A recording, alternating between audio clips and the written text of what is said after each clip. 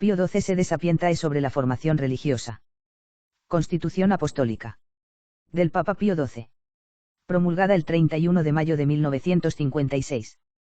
Todo un año santo hemos consagrado a la veneración de la Santísima Virgen María, sede de la sabiduría, Madre de Dios, Señor de las ciencias, 1, y Reina de los Apóstoles, 2. No sin razón es ella considerada como la Madre, y especialmente la formadora, de todos los que abrazan los estados de aspirar a la perfección y que, además, desean servir en el ejército apostólico de Cristo, sumo sacerdote. Y en verdad que tienen necesidad de su dirección y auxilio para aplicarse con eficacia a la preparación y a la formación de tan grande y tan sublime vocación que es, al mismo tiempo, religiosa, apostólica y sacerdotal. No es ella la que ha sido constituida como medianera de todas las gracias santificantes. Con toda razón se la denomina Madre y Reina del sacerdocio católico y del apostolado. Imploramos, pues, su favor para que, luego de haber sido la medianera de la luz celestial en el establecer las reglas presentes, conceda también su auxilio y patrocinio a los que tienen el deber de llevarlas a buen término. Y la vocación religiosa. 2. La tarea de los educadores. 3. La formación intelectual. Y la vocación religiosa. 2. Ante todo, nos queremos que nadie ignore que el fundamento de toda vida, tanto religiosa como sacerdotal y apostólica, lo que se llama vocación divina, está constituido por un doble elemento en cierto modo esencial, a saber, 1, divino, otro, por lo contrario, eclesiástico. En lo que toca al primero, precisa decir que la vocación de Dios es de tal suerte necesaria para abrazar el estado religioso o sacerdotal que, si ella falta, debe decirse que falta por completo el fundamento sobre que se apoya todo el edificio. Porque aquel a quien Dios no llama no es conducido ni ayudado por su gracia.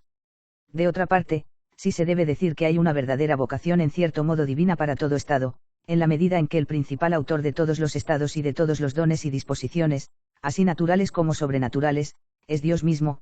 Cuanto más necesario será decir esto de la vocación religiosa y sacerdotal que brilla con excelencia tan sublime y se halla repleta de tantas distinciones naturales y sobrenaturales que no puede tener otro origen sino el Padre de las luces, de quien viene todo don excelente y toda gracia perfecta. 3. Por lo contrario, viniendo ya al otro elemento de la vocación religiosa y sacerdotal, el Catecismo Romano enseña que se dicen llamados por Dios los que son llamados por los ministros legítimos de la Iglesia. 4. Lo cual, lejos de hallarse en contradicción con lo que nos hemos dicho sobre la vocación divina, se encuentra más bien estrechamente unido a ello. Porque la vocación al estado religioso y clerical al destinar a alguien a llevar públicamente una vida de santificación y a ejercer un ministerio jerárquico en la Iglesia, en esta sociedad visible y jerárquica debe ser, en virtud de un mandato, aprobada, aceptada y regida por los superiores, igualmente jerárquicos, a quienes Dios ha confiado el gobierno de la Iglesia. A ello deben atender bien todos cuantos se dedican a reclutar y examinar vocaciones de este género. No deben, pues, forzar jamás a nadie, en ninguna forma, ni para el estado sacerdotal ni para el religioso. 5. Ni atraer o admitir a quien no diere realmente verdaderas señales de vocación divina, ni tampoco promover al ministerio clerical a quien diera pruebas de no haber recibido divinamente sino la vocación religiosa, como, asimismo, a los que hubieren recibido tal don de Dios, no deben inclinarles o desviarles hacia el clero secular. Finalmente, no deben apartar a nadie del estado sacerdotal, si por señales ciertas se prueba que se trata de un llamamiento de Dios. 6. En efecto, es claro que quienes aspiran a servir en la clerecía, para los cuales se han fijado estas reglas, deben reunir todo cuanto se requiere para constituir esta vocación múltiple, religiosa, sacerdotal y apostólica. En consecuencia, todos los dones y cualidades que se estiman necesarios para cumplir con este oficio divino tan sublime, han de encontrarse en ellos. 2. La tarea de los educadores. La educación debe comprender al hombre todo entero. 3. Por otra parte, todo el mundo comprende como los gérmenes de vocación, así como también las cualidades por ella requeridas, desde que existen, tienen necesidad de educación y de formación para desarrollarse y madurar. Porque la verdad es que nada aparece perfecto desde el primer instante del nacimiento, sino que la perfección se adquiere por progresos graduales. Para dirigir esta evolución, ha de tenerse muy en cuenta todo, ya de quién es el objeto de la vocación divina, ya de las condiciones de lugares y tiempo para alcanzar con eficacia el fin propuesto. Es preciso, pues, que la educación y la formación de los jóvenes religiosos estén plenamente aseguradas, ilustradas, sean sólidas, completas, adaptadas prudentemente y con confianza a las exigencias de hoy tanto interiores como exteriores, cultivadas asiduamente y seguidas con atención, no ya solo en lo que toca a la perfección de la vida religiosa, sino también de la vida sacerdotal y apostólica.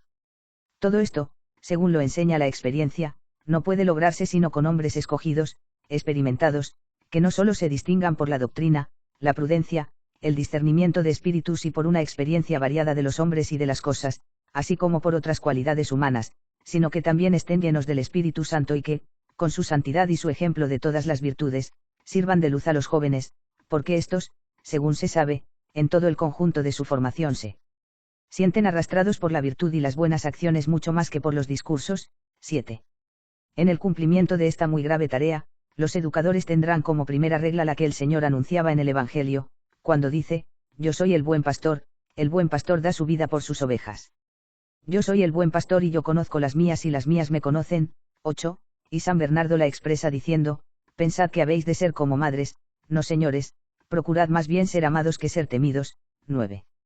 El Concilio de Trento mismo exhorta con gravedad a los superiores eclesiásticos, estima tener que recordarles que se acuerden de que son pastores, y no los que castigan, que ellos dirijan a sus súbditos no haciéndoles sentir el dominio, sino que los amen como a hijos y hermanos más jóvenes, y que se esfuercen con sus exhortaciones y sus advertencias en apartarles de lo que no les está permitido, no sea que, si faltaren, haya obligación de infligirles los castigos que les son debidos.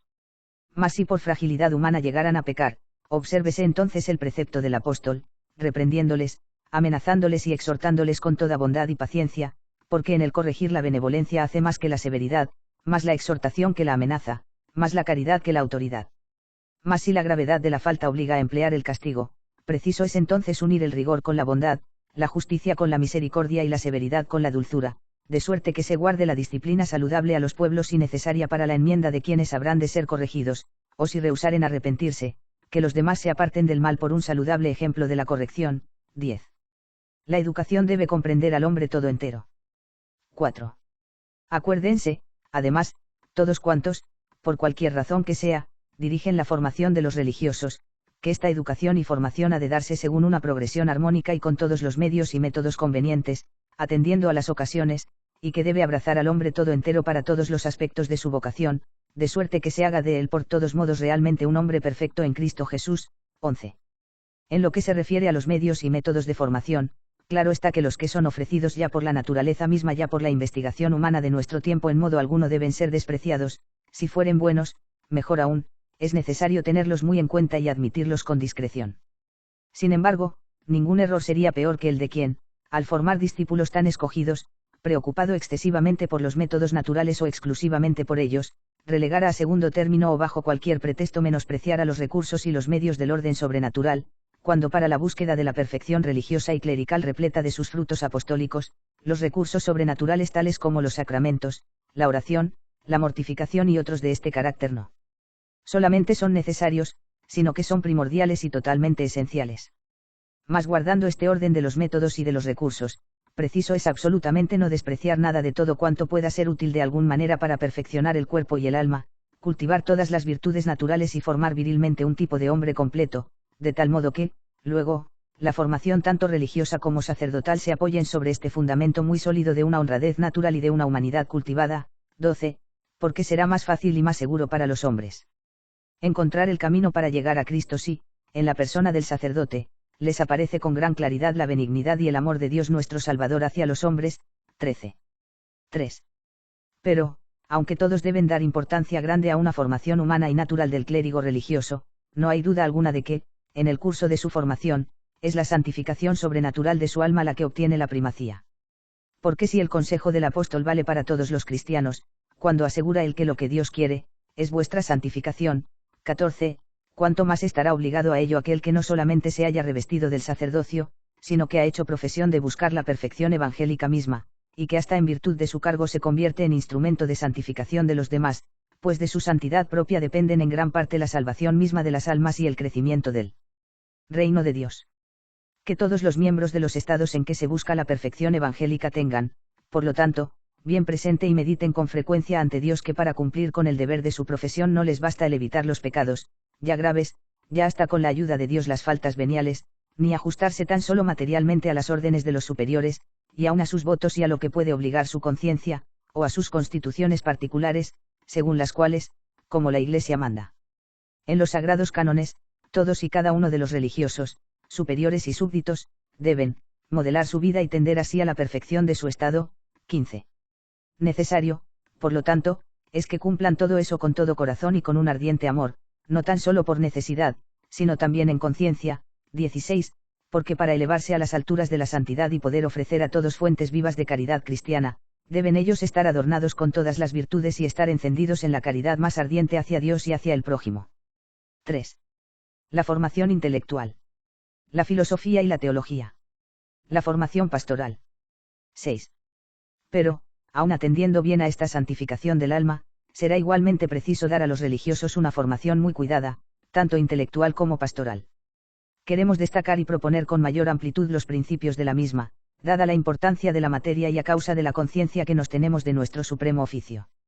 La necesidad, para estos religiosos, de recibir una formación intelectual sólida y completa en todas las materias, surge manifiestamente de la triple dignidad con que brillan en la Iglesia de Dios, dignidad religiosa, sacerdotal y apostólica.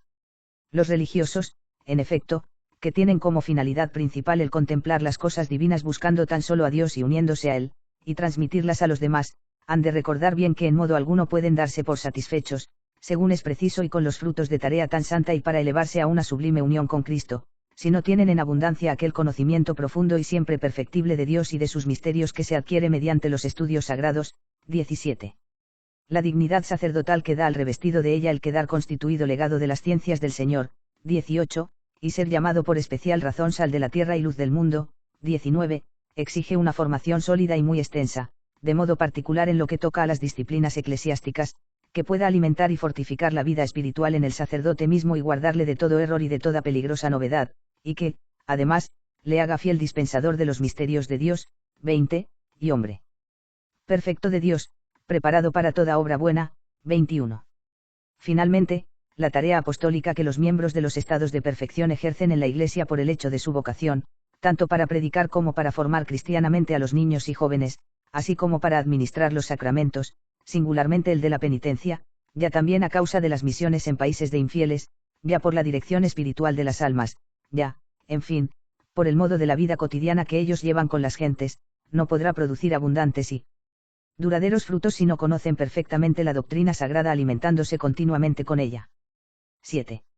Los superiores religiosos, ante todo, deben vigilar por esta formación sólida y muy completa de la inteligencia, atendiendo al desarrollo natural de los jóvenes y a la distribución de estudios, empleando todos los recursos para que la cultura literaria y científica de los religiosos alumnos en nada ceda a la de los seglares que siguen los mismos estudios. Si de ello se cuida bien, ya por ese mismo hecho se habrá provisto seriamente a la formación de los espíritus y facilitado al mismo tiempo la selección de los súbditos. 22, y se tendrá la seguridad de que estos mismos alumnos estén preparados para profundizar en las disciplinas eclesiásticas ofreciéndoles para ello todos los medios. La filosofía y la teología. 8. Por lo que se refiere a la filosofía y a la teología que no serán enseñadas sino por maestros capaces y con rigor escogidos, conviene observar muy santamente todo cuanto ha sido prescrito por los sagrados cánones, por nuestros predecesores y por nos mismo, en especial, sobre el respeto que se debe al magisterio eclesiástico y la consiguiente fidelidad al mismo, que debe ser manifiesta de todas las maneras, siempre y doquier, e inculcada a las almas y a los espíritus de los alumnos, sobre la prudencia y la precaución que deben correr parejas con una diligente atención, altamente recomendada, que alcance a las nuevas cuestiones que surgen con los tiempos modernos, sobre la argumentación de la doctrina y de los principios del doctor angélico, que deben ser santamente mantenidos y seguidos plenamente en la enseñanza filosófica y teológica de los alumnos. 23. La teología debe ser enseñada a la par con el método positivo y con el llamado escolástico, tomando a Santo Tomás de Aquino como guía y maestro, de modo que a la luz de una enseñanza auténtica, las fuentes de la revelación divina sean estudiadas en forma profunda con los medios adaptados, y que los tesoros de la verdad que de ella provienen sean claramente expuestos y eficazmente protegidos. Porque tan solo al magisterio de la Iglesia se ha confiado el interpretar auténticamente el depósito de la revelación, debe ser explicado no según razonamientos puramente humanos y opiniones particulares, sino muy fielmente según el sentido y el espíritu de la Iglesia misma. Por lo tanto, que los profesores de filosofía cristiana y de teología sepan que ejercen su cargo no por propio derecho y en su nombre propio, sino en el nombre y bajo la autoridad del Magisterio Supremo y, por consiguiente, bajo su vigilancia y su dirección, pues lo han recibido de él como una misión canónica. Por ello, salvaguardando siempre la justa libertad de discusión, ellos deben recordar bien que el poder de enseñar no les ha sido dado para transmitir a sus alumnos sus propias opiniones, sino las doctrinas bien comprobadas de la Iglesia. 24. Además, todos, así los maestros como los alumnos, jamás deben perder de vista que los estudios eclesiásticos están orientados no solo a la formación intelectual, sino a una formación integral y sólida, ya sea religiosa, ya sacerdotal y apostólica. Por eso su finalidad no es tan solo el permitir el paso de los exámenes, sino imprimir en las almas de los alumnos como una impronta indeleble de la que siempre sacarán, cuando la necesitaren, luz y fuerza para sus propias necesidades y para las de los demás. 25. 9. Para alcanzar este fin, la enseñanza intelectual ha de estar muy estrechamente unida con el amor a la oración y a la contemplación de las cosas divinas. Además, ha de ser completa, sin omitir parte alguna en las materias mandadas, siendo también coherente y de tal modo estructurada en todas sus partes que todas las materias converjan hacia un solo sistema, sólido y bien ordenado, que esté también adaptada sabiamente para responder a los errores de nuestra época y ayudarla en sus necesidades. Que esté, asimismo, al corriente de los modernos descubrimientos y, al mismo tiempo, muy de acuerdo con la venerable tradición. Finalmente, que esté ordenada con eficacia para un fructuoso cumplimiento de todas las cargas pastorales, de suerte que permita a los futuros sacerdotes enseñar y defender, según conviniere, la sana doctrina en sermones y en catequesis que se dirijan tanto a las gentes incultas como a las gentes instruidas, administrar bien los sacramentos, promover activamente el bien de las almas y ser útiles a todos con sus palabras y con sus actos. La formación pastoral. 10. Aunque todo esto que nos hemos dicho hasta aquí sobre la formación espiritual e intelectual de los alumnos contribuye en el más alto grado a preparar hombres verdaderamente apostólicos y es necesario para ello, de modo que, si el sacerdote se halla falto de la santidad y de la ciencia deseadas, esté muy convencido de que le falta todo. Nuestro oficio, muy grave, nos obliga aquí a añadir que, además de la santidad y de la ciencia requeridas, es absolutamente necesario que el sacerdote, para cumplir bien con su ministerio apostólico, reciba una formación pastoral muy cuidada y perfecta en todos puntos, que le dé habilidad y destreza verdaderas para cumplir convenientemente las numerosas cargas del apostolado cristiano. Y si es habitual que cada uno, antes de ejercitar un oficio, comience por una sólida preparación, ya sea teórica, según se dice, ya técnica, ya práctica en el curso de un largo aprendizaje, ¿quién negará que se necesite una preparación mucho más cuidada y más alta que preceda a lo que se llama con razón el arte de las artes? Esta formación pastoral de los alumnos, que ya debe comenzarse al principio del ciclo de los estudios, y perfeccionarse gradualmente a medida que avanzan en edad, y acabarse por un periodo especial después de los estudios de teología, correspondiente a la finalidad de cada instituto, ha de mirar ante todo a que los futuros ministros y apóstoles de Cristo, siguiendo el ejemplo de Cristo mismo, estén sólida y profundamente impregnados por las virtudes apostólicas, esto es, por un celo ardiente y muy puro para trabajar por la gloria de Dios, un amor activo y ardiente hacia la Iglesia para defender sus derechos, conservar y extender su doctrina, un celo abrasado por la salvación de las almas, una prudencia sobrenatural en las palabras y en los actos unida a la sencillez evangélica, una humilde abnegación de sí mismos y una dócil sumisión a los superiores, una muy firme confianza en Dios y una conciencia clarísima de su misión. Una viril habilidad para llevar los asuntos y una constancia para continuar todo lo emprendido, una fidelidad atenta a cumplir su oficio, un gran valor para hacer y soportar cosas muy duras, y, finalmente, una amabilidad y humanidad cristianas que atraigan a todos. Necesario es, además, mientras se da la formación pastoral, cuidar de que, habida cuenta del grado de progreso en los estudios, los alumnos sean instruidos en todas las materias que puedan conducir a formar en todos los aspectos el buen soldado de Cristo. 26, y pertrecharle con las armas apostólicas correspondientes. Por ello, además de los estudios filosóficos y teológicos, para prepararles oportunamente a la acción pastoral, según nos hemos dicho, es necesario absolutamente que los futuros pastores de la Grey del Señor reciban de maestros competentes, según las normas de la sede apostólica, una enseñanza tocante a las cuestiones psicológicas y pedagógicas, didácticas y catequísticas, sociales y pastorales y otras de esta suerte enseñanza, que responda al progreso actual de estas materias y que los prepare para las múltiples necesidades del apostolado moderno. Y para que esta formación apostólica doctrinal quede muy bien confirmada en el uso y en la experiencia, preciso es asociarle ejercicios llamados prácticos, que progresen gradualmente con discreción y estén prudentemente ordenados. Queremos, pues, nos que se cumplan en un periodo especial, que deberá seguir a la recepción del sacerdocio, bajo la dirección de hombres muy competentes de hecho en su doctrina, y que se desarrollen de manera continua sin jamás interrumpir los estudios sagrados. Luego de haber dado estos muy altos principios que deben regir así el trabajo de formación como a los educadores y a sus alumnos, y las leyes generales que tocan a cada punto de esta cuestión tan importante, examinado todo con madurez, nos declaramos y con ciencia cierta establecemos, y en virtud de la plenitud del poder apostólico, que deben ser observados por todos a quienes se refiere. Además, nos damos poder, en virtud de nuestra autoridad, a la S. Congregación de Religiosos, para publicar ordenanzas, instrucciones, declaraciones, interpretaciones y otros documentos de este género, para la aplicación de los estatutos generales ya aprobados por nos, y promulgar todo cuanto sirva para hacer que se observen fielmente la Constitución, los estatutos y los reglamentos. No obstando nada en contrario, ni aun las cosas dignas de una mención particular. Dado en Roma, junto a San Pedro, el 31 de mayo de 1956, año 18º de nuestro pontificado, en la fiesta de la Bienaventurada Virgen María, Reina del Mundo.